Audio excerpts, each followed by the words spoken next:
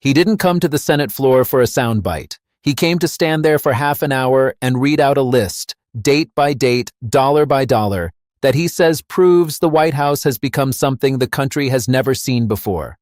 I know all this feels exhausting, 500 days of corruption, but we've never, ever seen this before. I only listed like half of the publicly disclosed incidents of corruption. Senator Chris Murphy calls it 500 days of corruption. And his warning isn't really about any single scandal. It's about the strategy behind all of them. The plan, he argues, is to make the wrongdoing so constant, so relentless, so every few days that it stops sounding like alarm bells and starts sounding like the pitter-patter of rain. Normal, background noise, something you stop hearing.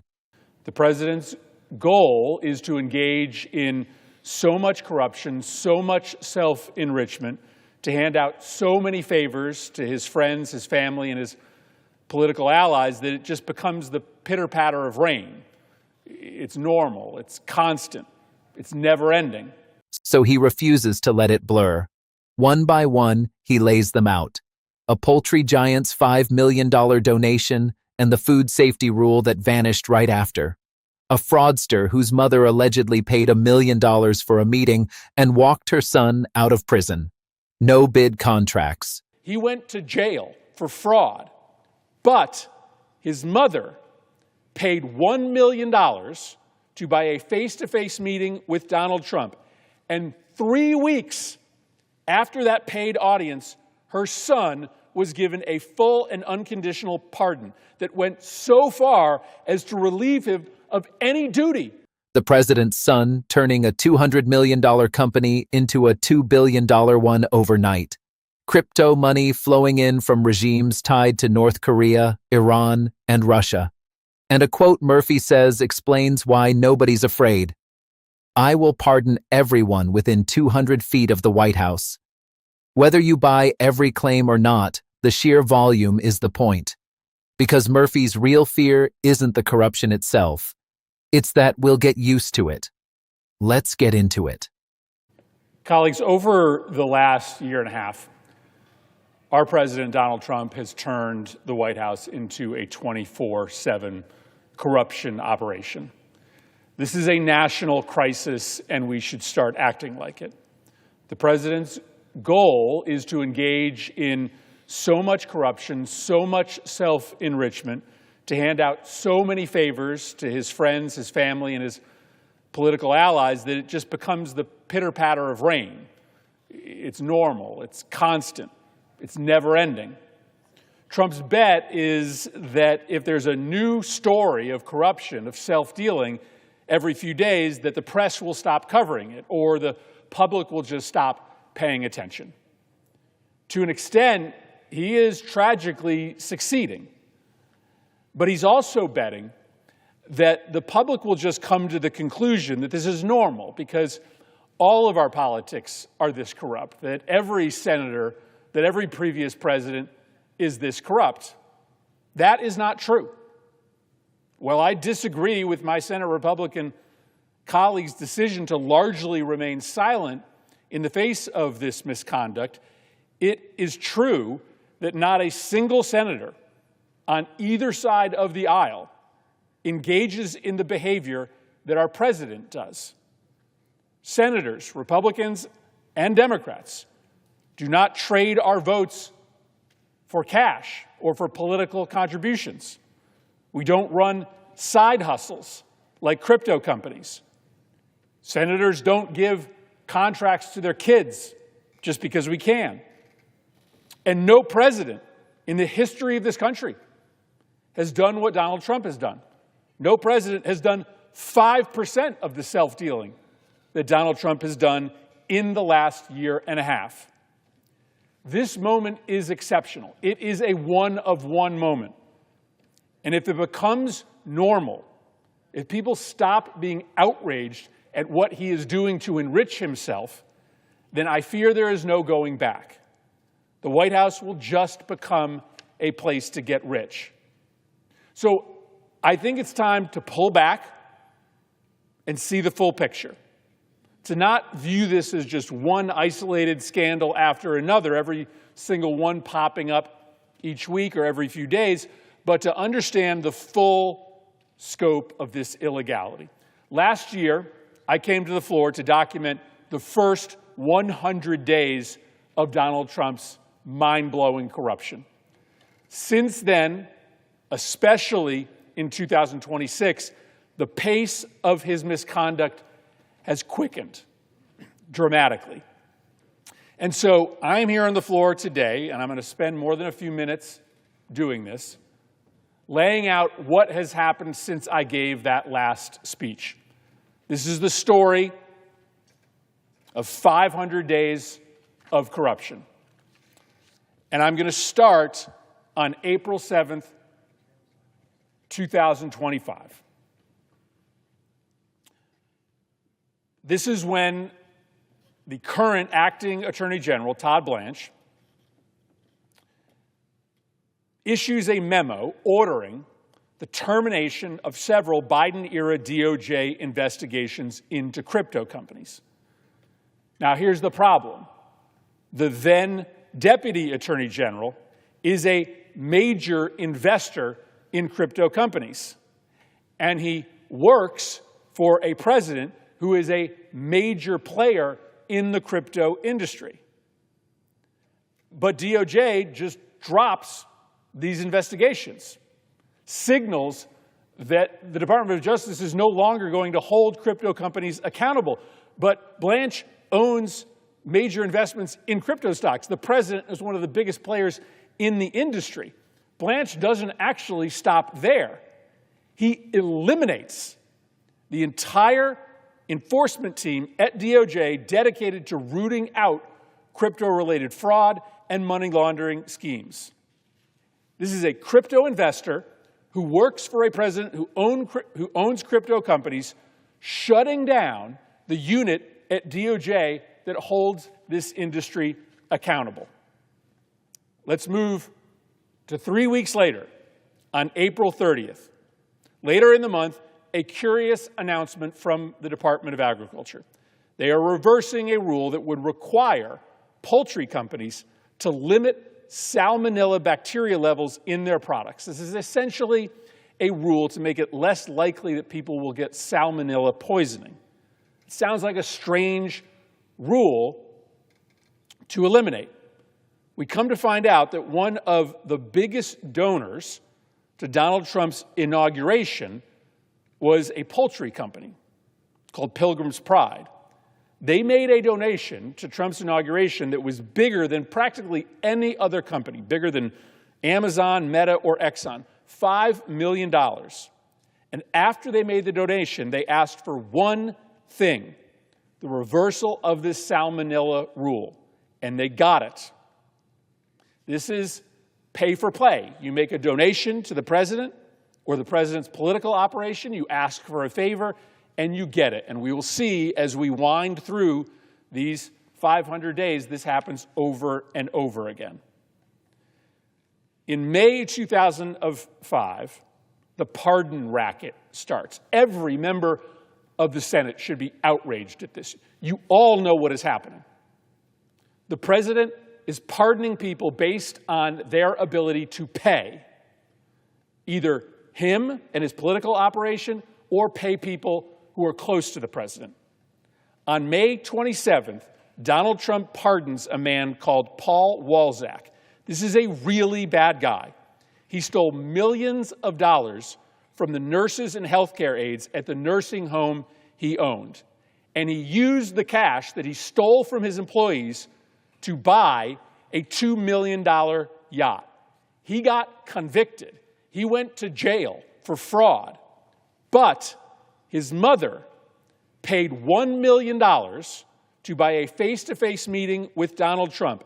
And 3 weeks after that paid audience, her son was given a full and unconditional pardon that went so far as to relieve him of any duty to pay back the $4.4 million that he stole from his employees. This is a new pay for pardons scheme that begins in May.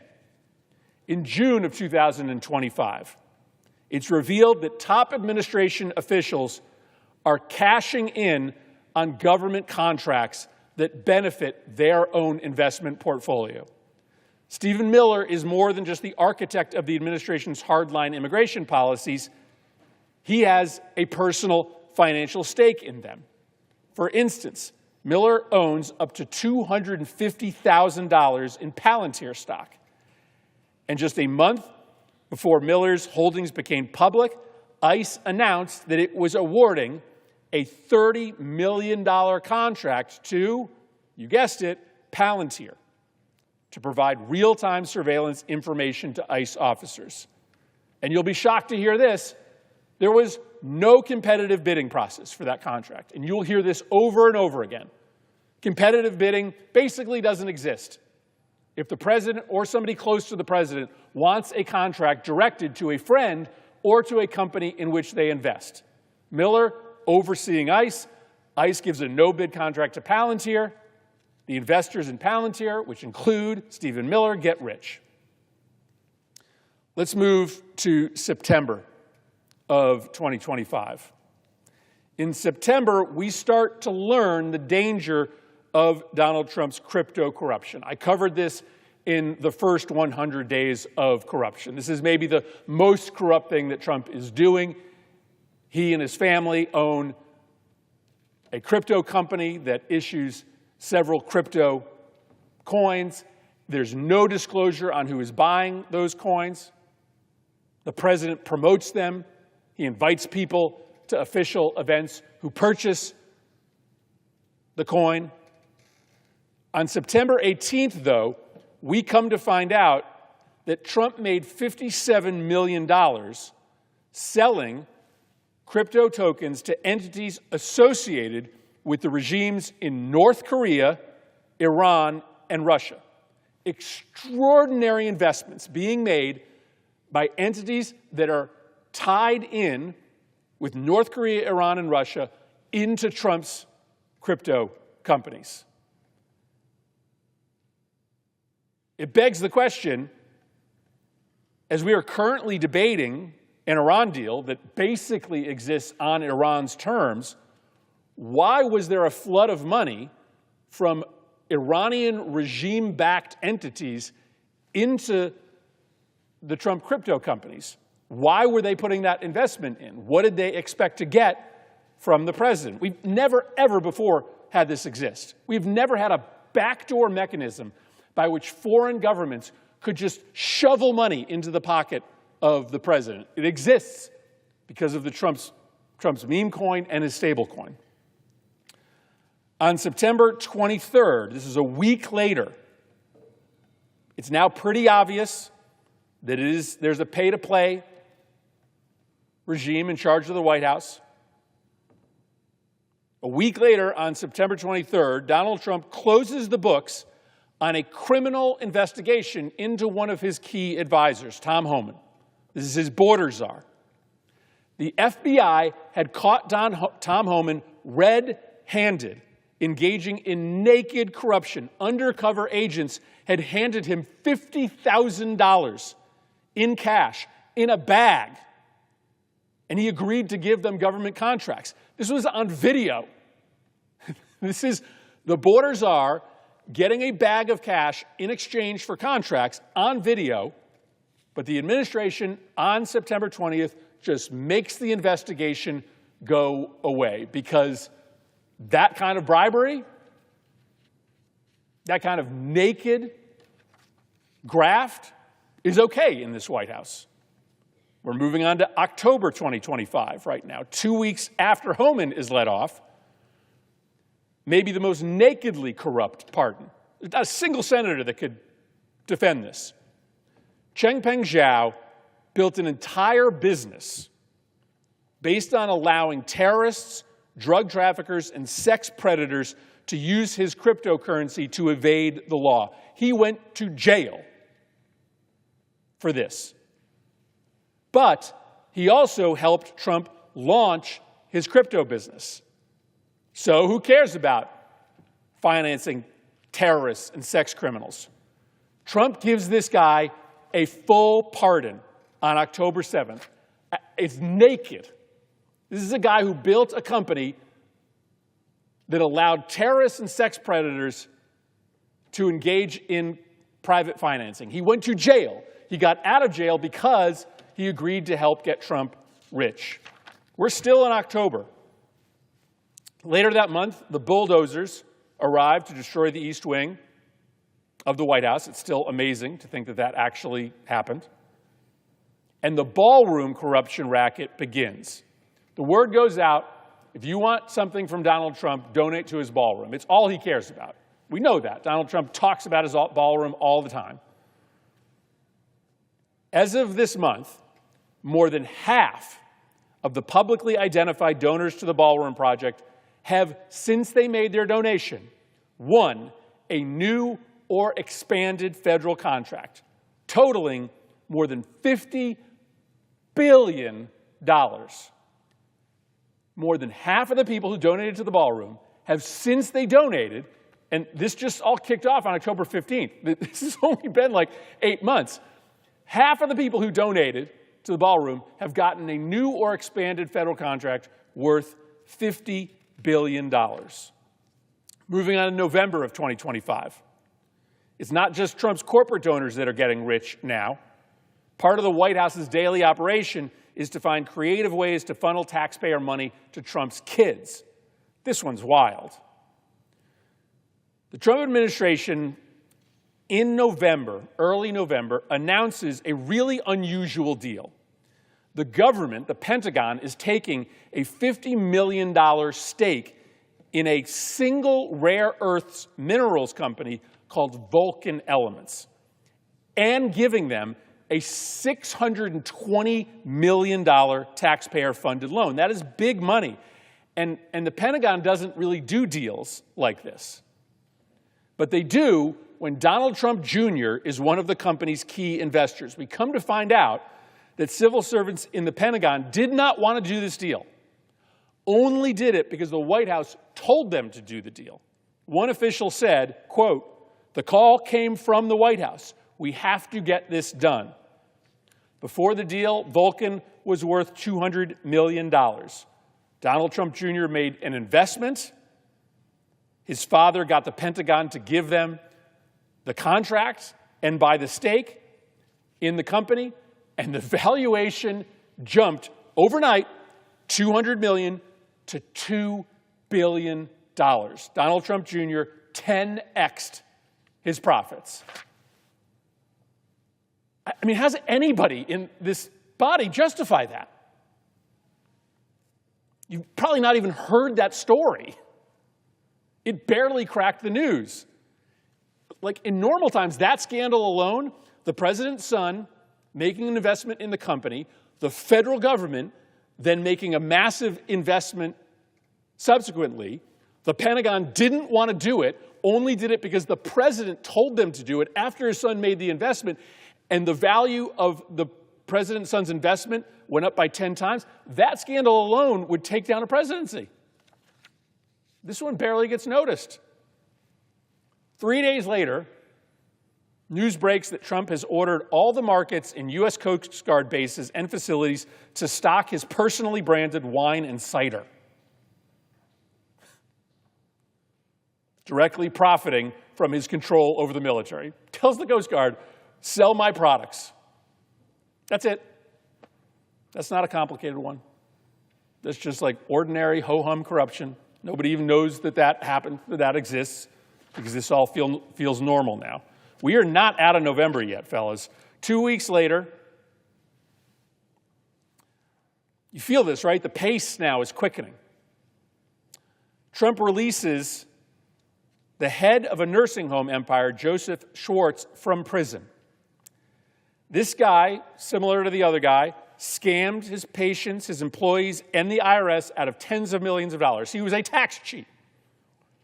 People died in his facilities due to his negligence. He was just stealing money from his nursing homes. But he paid $1 million to Trump-connected lobbyists.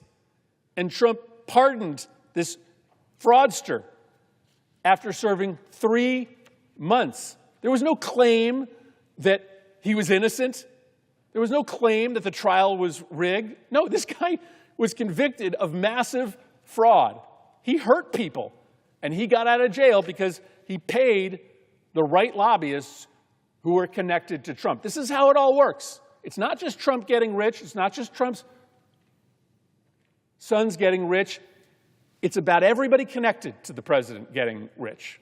This pardon for cash scheme. All right, we're into December now.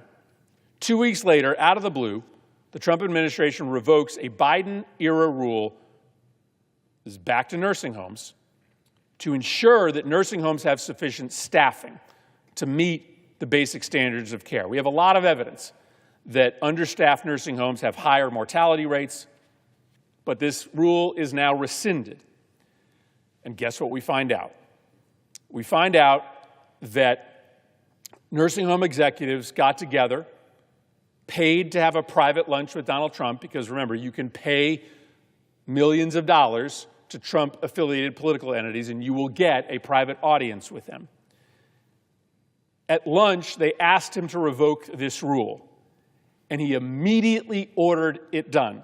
No public discussion, no consideration of the merits. The nursing home executives paid the price to get a lunch. They asked for the rule to be rescinded, and the rules got rescinded. No process, had the lunch, paid the money, asked for the rule to be rescinded. Trump called up, and the rule was rescinded. We're now in 2026. On February 10th, Trump announces that this one's wild. He announces on February 10th that he is blocking the opening of a bridge that is ready to open connecting Detroit to Canada. It's ready to open. This is a bridge that's going to help people on both sides of the border. And guess what we find out? The owner of an existing bridge, whose profits would be harmed by the competitor bridge, donated $1 million to get a meeting, this time with Secretary of Commerce Howard Lutnick. And this isn't within days this time, within hours of the meeting with the Commerce Secretary. Hours. The owners of the existing bridge got what they wanted. Trump announced that he would block the opening of the bridge. $1 million, a meeting, and a donor gets what they want within hours. The next month, we start to see that Trump's inner circle knows that they can get in on the action. Very few people are closer to President Trump than Corey Lewandowski. And he is, at the time, the special advisor to the Secretary of the Department of Homeland Security. And Lewandowski is basically like, there are no rules anymore.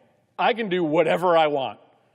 And so he literally starts to engage in mob-style extortion threats to contractors. He demands direct payments from companies that want DHS contracts for his protection. If you pay me money, I will protect your contracts. And there's plenty of evidence here from the companies themselves who tell the story of when they refuse to pay Lewandowski for protection, mob-style protection. Suddenly, their contracts from DHS dry up. A DHS employee confirmed that he received direct instructions to not give a company that didn't pay Lewandowski any more contracts. In April, another scheme to help Donald Trump's kids. For almost 100 years, it has been illegal to ship handguns through the mail because it's a lot easier for violent criminals to illegally access guns if they can just get those weapons shipped to their front door. But Donald Trump Jr. bought a huge stake in a company that was going to corner the market on the mail-order sale of guns. And so Trump's DOJ got to work and declared that this 100-year-old law is magically, all of a sudden, unconstitutional, clearing the way for another company, owned or invested in by Donald Trump Jr. to make big bucks by mailing guns.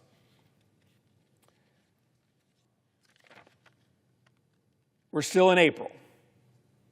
As the war begins in Iran, Trump's inner circle finds a new way to cash in. They can place bets on prediction markets or in futures markets based on the inside information they have about the war. This is illegal war profiteering. Hours before Trump announces the first Iran ceasefire, a bunch of investors, likely inside the White House, placed approximately $950 million on bets that oil prices would fall. When later that day, Trump announced the ceasefire that sent oil prices tumbling by 15%, those investors got filthy rich. You can literally look at the pace of trades that day. There's this avalanche of trades that happen hours before Trump announces the ceasefire. That can only be because people had inside information. This practice would continue to happen over and over and over. But why do they think they can get away with this? Why does anybody think that they can get away with this? So much of this is illegal, right? You would say to yourself, nobody would engage in that kind of naked illegal practice. Nobody would award contracts to the kids knowing that that doesn't pass legal muster. On April 10th, you figure out why they think they're going to get away with it. On April 10th, Donald Trump makes an explicit promise that everybody engaged in this corruption will get away with it. Here is his quote on April 10th, as the pace of this corruption increases.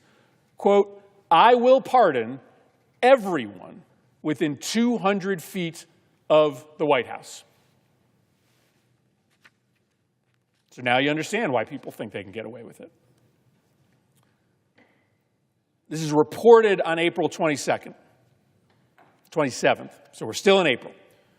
Trump wants to get all his friends involved in the grift now. So Trump gives a no-bid $17 million contract to refurbish 2 fountains near the White House, including the reflecting pool. We're living with the consequences of this corruption right now, as we have a green reflecting pool. This is a completely unqualified contractor who is already in over his head because he's involved in the ballroom, and he gets a new $17 million contract. Does it really cost $17 million to clean up fountains? The answer from the National Park Service itself is no. In fact, the National Park Service was planning to bid that contract out for 1/5 what Trump gave it to his friend for. But it was a no-bid contract. It just went to Donald Trump's friend. The value was wildly inflated.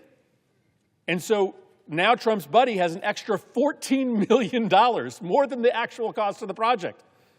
It's your money. This money doesn't grow on trees. This is taxpayer money. It's supposed to cost $3 million. He gave the contract for $17 million. We're still in April. Big Tobacco has wanted for years to break into the $6 billion flavored vape and e-cigarette market. But the FDA, of course, has had regulations to say that you can't sort of run back this old playbook of the tobacco companies marketing to kids. So we haven't allowed them to market these flavored vape products, these bubblegum flavored vape products. I have 2 teenagers. I know exactly what's going on. They are marketing these products to kids, and they weren't allowed to do it. But the tobacco lobbyists did the thing that we've talked about over and over again. They made a $5 million donation, and if you make a $5 million donation, you get a lunch with the president or a dinner with the president. So they get this lunch with the president, and they say to the president, just like the nursing home's executive said, I want the vape rule to be rescinded. Surrounded by these big tobacco representatives, President Trump, like at the moment, calls the FDA commissioner and tells them to rescind the regulations. He calls up Dr. Oz. Like, all this is happening immediately. Tells him to rescind the regulations. The FDA commissioner resigns. in protest. He said in good conscience he couldn't do this. He couldn't be part of this kind of corruption. But on Friday, the FDA announced that it was bypassing all traditional rulemaking to adopt the exact policy that the tobacco executives asked for the weekend before. Less than a week. Less than a week. No rulemaking. FDA commissioner resigns. We're now on to May. Not all the stories of the corruption in this White House require deep journalistic dives into obscure public records. Sometimes you can just log on to YouTube, where you can find the Secretary of Transportation, Sean Duffy's family road trip reality show. Who is bankrolling this stunt? Who's paying for the gas, the hotels, the cameras, filming his vacation? Not Duffy. It's Toyota, it's Boeing, it's United Airlines. It's all the companies that Secretary Duffy is responsible for regulating. Gas prices are going up, transportation costs are going up, and the Secretary of Transportation is riding in snowmobiles in Montana paid for by the companies he regulates. Decades ago, that scandal alone, companies you regulate paying for your vacations, would have resulted in a cabinet member resigning in disgrace. My Republican colleagues know this. This didn't used to be acceptable. But in Trump's White House, everyone has their hand out for a payday. It's encouraged. And then finally in May, we discover another monster corruption scheme. The market bets based on inside information have not, in fact, been limited to Trump's staff and friends. The entire time that Trump has been in office, we discover, he has not been putting his money into a blind trust. He has been personally signing off on thousands and thousands of individual trades. No previous president has done this. Here's an example of how it works. Early in the year, Trump buys $1 million of Dell stock. A couple days later, from the White House podium, he boosts the company, Dell, that he just bought stock in. A couple of months later, he gives Dell a $10 billion defense contract with the Pentagon. That happens over and over again. The president buys stock, he publicly boosts the company, he gives government work. I know all this feels exhausting, 500 days of corruption, but we've never, ever seen this before. I only listed like half of the publicly disclosed incidents of corruption. And we just can't pretend that this is normal. I'm giving a half an hour to this because this is a serious, serious crisis. The pay-to-play schemes, the pardons for donors, the contracts for friends, the favors for Trump's children, the use of inside information to make money. This is not a disconnected series of scandals. This is a system. Government is supposed to serve us. It is supposed to lower costs. It's supposed to protect our families, strengthen our schools, make life better for people. But Donald Trump believes that government exists to serve him, to make him richer, to protect his friends, to reward his donors. This is why he doesn't have time for you. He doesn't have time to solve real problems because he's making money for himself and his friends. And he's betting that the corruption will be so constant that we stop hearing it, that the outrage will just turn into exhaustion, and the exhaustion will just turn into acceptance. We can't let that happen, because once corruption becomes normal, it becomes permanent. The White House is not a business opportunity. The presidency is not a license to steal from the American people. The government of the United States doesn't exist to make Donald Trump rich. It belongs to the American people. And after 500 days of corruption, Democrats and Republicans in this body, along with the American people, should start acting like it. I yield the floor. The most important thing to understand about this speech is that Murphy is not primarily trying to break a single scandal. He is trying to defeat a strategy he believes is being used against the public, and that strategy is normalization through sheer volume. His central metaphor, that the corruption is meant to become the pitter-patter of rain, frames his entire argument, because his claim is that the goal is not to hide wrongdoing but to produce so much of it, so constantly, that outrage curdles into exhaustion, and exhaustion hardens into acceptance. That diagnosis dictates his unusual method. Rather than dwelling on one allegation, he deliberately spends half an hour reading a chronological timeline, because the chronology itself is the argument. By marching date by date from April of 2025 forward, he is trying to reverse the very numbing he describes, forcing the listener to feel the accumulation that the daily news cycle dissolves. It is worth stating plainly at the outset that everything Murphy lays out is an allegation delivered by a partisan opponent in the most damaging possible framing, that the individuals named would dispute these characterizations, and that this breakdown is describing the structure and rhetoric of his case rather than certifying any of its specific factual claims as proven. The architecture of the speech sorts his allegations into a handful of repeating patterns, and recognizing the categories is the key to seeing why he calls it a system rather than a series of scandals. The first and most frequent pattern he describes is straightforward pay-to-play, a donation followed by a favor. His marquee example is the claim that a poultry company gave $5 million to the inauguration and then saw a salmonella limiting rule reversed, and he returns to this template repeatedly with the nursing home executives who allegedly bought a lunch and got a staffing rule rescinded, the tobacco lobbyists who allegedly paid for access and got a vape rule killed within a week, and the bridge owner who allegedly donated $1 million and saw a competing bridge blocked within hours. The second pattern is pardons for cash, which gives the clip its title, with allegations that a convicted fraudster walked free 3 weeks after his mother paid $1 million for a meeting, that a nursing home operator was released after paying connected lobbyists, and that the crypto figure Changpeng Zhao received a pardon after helping launch Trump's crypto venture. The third pattern is no-bid contracts steered to insiders, illustrated by the claims about Stephen Miller and Palantir, the $17 million fountain contract, and Corey Lewandowski's alleged mob-style demands for protection payments from DHS contractors. A distinct and especially charged category in Murphy's telling involves enrichment of the president's family and the president himself. And here, his rhetoric sharpens because he wants these to land as the scandals that would, in any other era, end a presidency.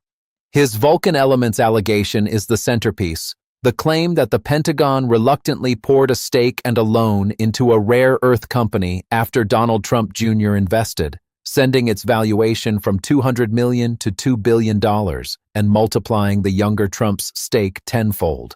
He pairs it with the claim that a century-old ban on mailing handguns was suddenly declared unconstitutional to benefit another Trump Jr. investment, and with the assertion that the president himself never used a blind trust and personally signed off on thousands of trades, buying Dell stock, publicly boosting the company, and then awarding it a $10 billion defense contract.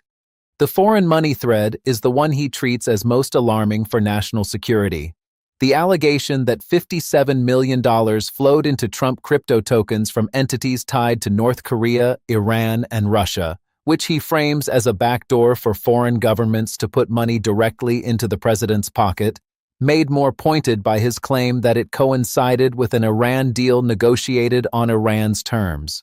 Whether or not a listener accepts these connections, the rhetorical work is to convert coincidence and timing into intent. The keystone of the entire speech, the moment Murphy treats as the explanation for everything else, is a quote he attributes to Trump on April 10th, that he will pardon everyone within 200 feet of the White House. Murphy deploys this as the answer to the question he has been building toward: why would anyone risk such brazen, allegedly illegal behavior? And his answer is that a blanket promise of immunity removes the deterrent. This is a clever structural move, because it lets him argue that the individual scandals are not isolated lapses, but the predictable output of a system in which consequences have been switched off.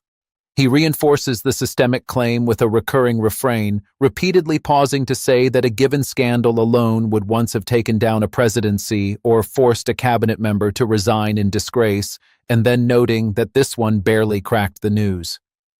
That refrain is doing double duty. It both substantiates the seriousness of each item and demonstrates the very normalization he is warning against, turning the audience's own likely unfamiliarity with these stories into evidence for his thesis. His rhetorical care in a few places is worth noting, because it reveals an awareness of his weakest flank.